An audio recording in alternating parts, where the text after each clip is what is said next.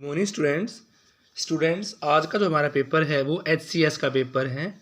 ये पेपर हमारा 31 मार्च 2019 को हुआ था।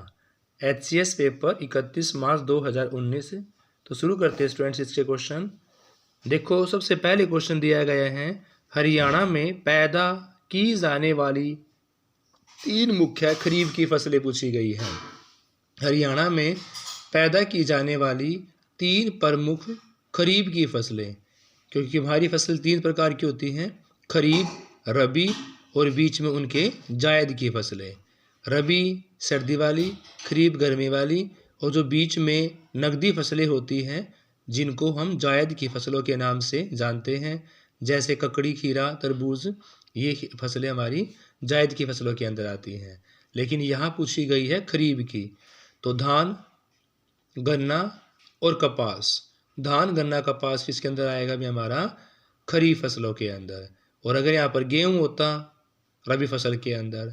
और अगर बात आती ककड़ी, खीरी, तरबूज की, बीज वाले जो होते हैं जो 2-3 महीने के लिए उगाए जाते हैं, जो गैप वाले टाइम में होते हैं, वो सारी हमारी जायद की फसलें होती है स्टूडेंट्स।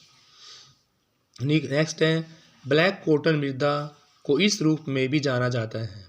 तो ब्लैक कॉटन मृदा को रेगूर के नाम से, यानी कि ब्लैक सोयल को, ब्लैक कॉटन मृदा को किस नाम से, रेगूर मिट्टी के नाम से भी जाना जाता है। रेगूर और ब्लैक कॉटन दोनों एक ही हैं, तो इसलिए ब्लैक कॉटन मृदा को हम रेगूर मिट्टी के नाम से भी जानते हैं। नेक्स्ट है, हरियाणा में कितने ज़िले, उपखंड और तहसील, बात 2019 की हो रही है। तो हरियाणा में क्रमशः 22 क्या भाई ज़िले, 73 उपखंड और तहसीलों की बात करें तो 93। तो हरियाणा में कितने भाई, 22 ज़िले, 73 उपखंड और 93 तहसील थे 2019 में। नेक्स्ट है भाई, सूची फर्स्ट को मैच करना है सूची सेकंड के साथ। आपके पास 4 क्वेश्चंस दिए हुए हैं। फर्स्ट आपका, इस ज़िले में से एक चिल्ली का मकबरा है। तो शेख चिल्ली का मकबरा आपका कहाँ पर है, शेख चिल्ली का मकबरा थानेश्वर, और थानेश्वर का आपका कुरुक्षेत्र के अंदर है। शेख चिल्ली का मकबरा थानेश्वर कुरुक्षेत्र के अंदर। तो आपका सी यहाँ पर राइट आंसर हो जाएगा, कुरुक्षेत्र। फिर है पंचवटी। देखो पै से पंचवटी, पै से पलवल, मैच करना है पंचवटी, पलवल। तो शहर पंचवटी का जो मंदिर है आपका वो कहाँ है, पलवल में। पंचवटी, पलवल, शेख चिल्ली, थानेश्वर कुरुक्षेत्र में है। जैसे जयंती, जैसे जींद, यानी कि जयंती देवी नामक मंदिर कहाँ पर आपका, जींद के अंदर है।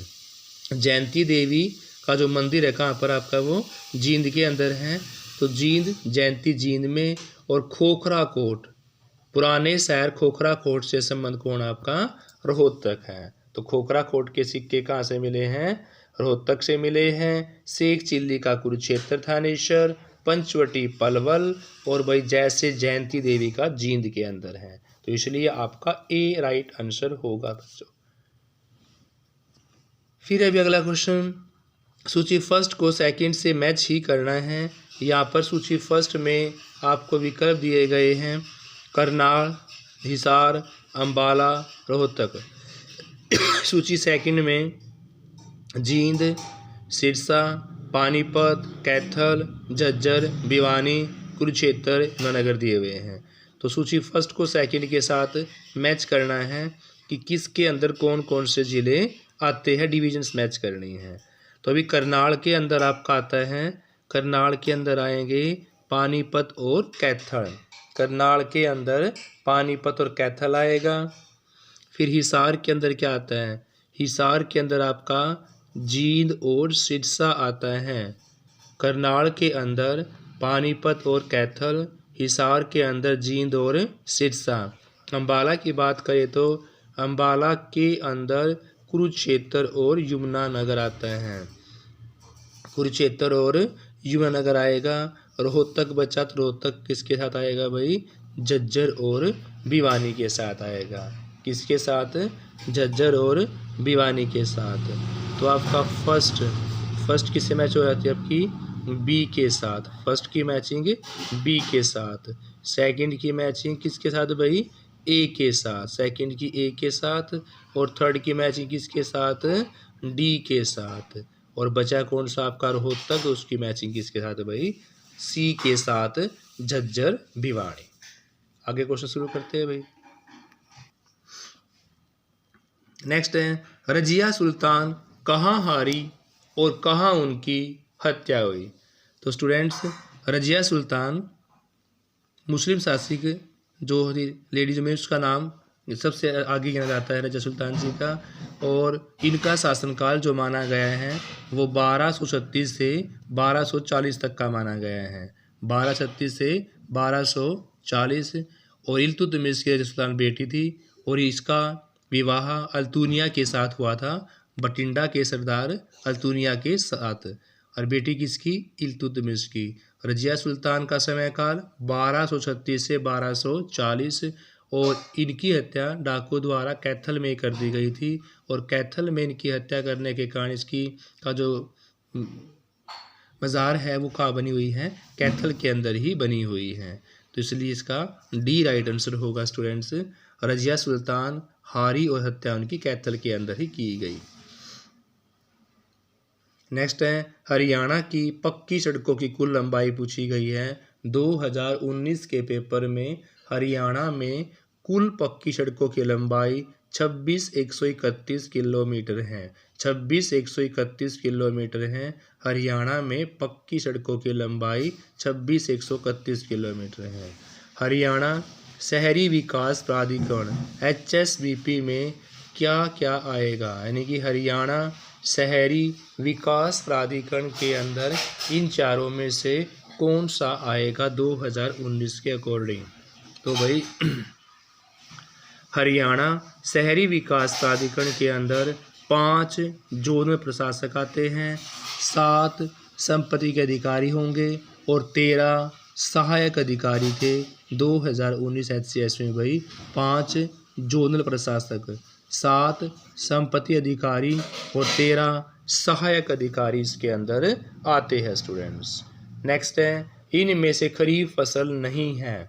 देखो खरीफ की मैंने बताया था अभी आपको, एक खरीफ की होती है, दूसरी रबी की, और इनके बीच के गैप के अंदर होती है जायद की फसलें।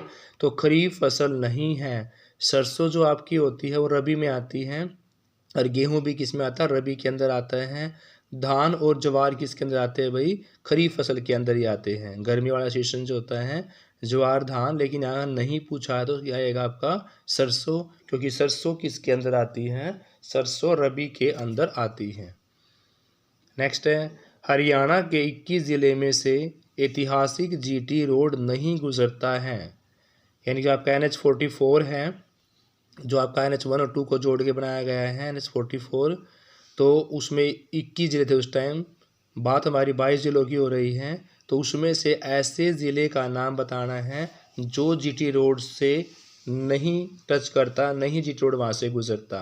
तो कुरुक्षेत्र, पानीपत, अम्बाला से बिल्कुल साफ साफ को दिखता होगा कि GT रोड गुजरता है, लेकिन रोहतक ऐसा ज़िला है जहाँ से GT रोड नहीं गुजरता।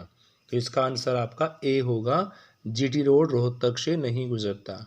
नेक्स्ट है, दिल्ली विश्वविद्यालय के किस कॉलेज में सर छोटू राम ने स्नातक की डिग्री के लिए अध्ययन किया था? क्वेश्चन गहराई का भी, दिल्ली विश्वविद्यालय के किस कॉलेज में सर छोटू राम जी ने स्नातक की डिग्री के लिए अध्ययन किया था? वो कॉलेज का नाम है saint Stephen's college. Saint Stephen's college वो है दिल्ली का, जहाँ से कॉलेज में से सर छोटू राम जी ने स्नातक की डिग्री के लिए अध्ययन किया। तो सेंट स्टीफेंस कॉलेज बी इसका राइट आंसर होगा स्टूडेंट्स। नेक्स्ट क्वेश्चन है आपका, हरियाणा में सिंधु घाटी स्थल कहाँ स्थित है? तो भाई हरियाणा में सिंधु घाटी का जो स्थल है वो आपका राखीगढ़ी में है, और राखीगढ़ी का आपका हिसार के अंदर है। तो भी हरियाणा में सिंधु घाटी स्थल जो भी है वो आपका कहाँ पर है भाई? राखीगढ़ी के अंदर है। राखीगढ़ी का आपका हिसार के अंदर है स्टूडेंट्स। तो स्टूडेंट्स लास्ट क्वेश्चन है आज का इस वीडियो का, कि भाई हरियाणा के कितने % भाग को वन आच्छादन के अंतर्गत आधिकारिक रूप से मान्यता प्राप्त है। तो भी बात हो रही है हमारी, अगर हम इंडिया के अकॉर्डिंग देखे जाए तो 33% भाग पर हमारे वन होने चाहिए। कितने % भाग पर? 33% भाग पर। लेकिन है कितने? 20% भाग पर ही वन है। और सबसे ज़्यादा वन कहाँ है? मध्य प्रदेश के अंदर पाए जाते हैं। यानी वनों की अधिकता मध्य प्रदेश के अंदर है कितने % टाइम में? 20-21%। होने कितने चाहिए? 33%। लेकिन बात हरियाणा की करते हैं तो यहाँ पर सिर्फ और सिर्फ आधिकारिक रूप से मान्यता कितनी है? 3.59% को ही आधिकारिक रूप से मान्यता मिली हुई है। तो स्टूडेंट्स हमारे ये 13 क्वेश्चंस थे जो HCS के पेपर में 2019 में आए थे। तो ये हमारे क्वेश्चंस कंप्लीट हो चुके हैं। Thank you students, have a nice day. Please class को लाइक शेयर अवश्य करें। Thank you students.